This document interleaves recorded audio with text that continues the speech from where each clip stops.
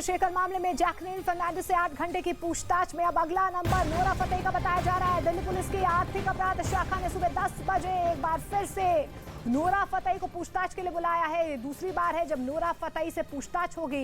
इससे पहले 2 सितंबर को उनसे इसी मामले में सवाल पूछे गए थे। तो आपको बता दें कि कल जैकलीन फर्नांडिस से 8 घंटे तक ईओडब्ल्यू ने पूछताछ की है। आज एक बार फिर से नोरा फतेही को दूसरे राउंड की पूछताछ के लिए बुलाया गया है। सुबह 10 बजे नोरा फतेही ईओडब्ल्यू ऑफिस पहुंचने वाली हैं। इससे पहले 2 सितंबर को उनसे पूछताछ हुई थी।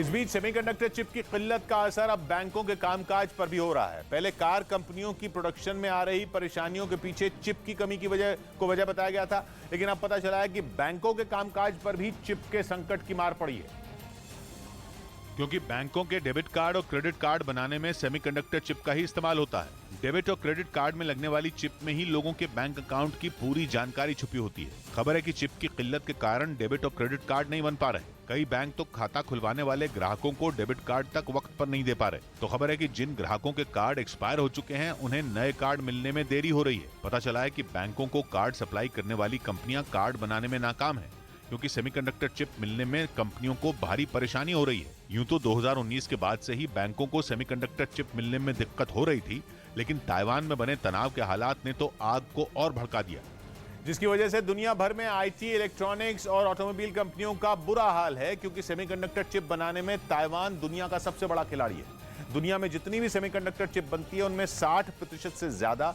अकेले ताइवान में बनती है। बल्कि एडवांस सेमीकंडक्टर चिप बनाने में तो ताइवान का हिस्सा 90% से भी ज्यादा है। यह हिस्सा इतना बड़ा है कि अगर ताइवान में प्रोडक्शन थम जाए तो पूरी दुनिया पर संकट आ जाएगा। पिछले साल ताइवान ने 11,800 करोड़ डॉलर यानी करीब 9 लाख करोड़ रुपए से ज्यादा के सिर्फ सेमीकंडक्टर एक्सपोर्ट किए थे। Computer, laptop, smartphone, smart watch, कोई भी गैजेट हो, चिप के बिना बनना मुमकिन नहीं है। यहां तक कि washing machine, microwave, mixer grinder तक भी बिना सेमीकंडक्टर चिप के नहीं बन सकते। बल्कि भारत में तो कई गाड़ियों में ग्राहकों को भारी वेटिंग का सामना करना पड़ रहा है। दावा यह है कि कारों की वेटिंग के पीछे भी सेमीकंडक्टर चिप की किल्लत एक बड़ा कारण है। लेकिन बैंकिंग सेक्टर पर चिप की किल्लत ने टेंशन बढ़ा दी। पता चला है कि देश के सभी बैंकों ने एकजुट होकर मामले में सरकार से गुहार लगाई। बैंकों की मांग है कि चिप के संकट की जांच कराए जाने की जरूरत है।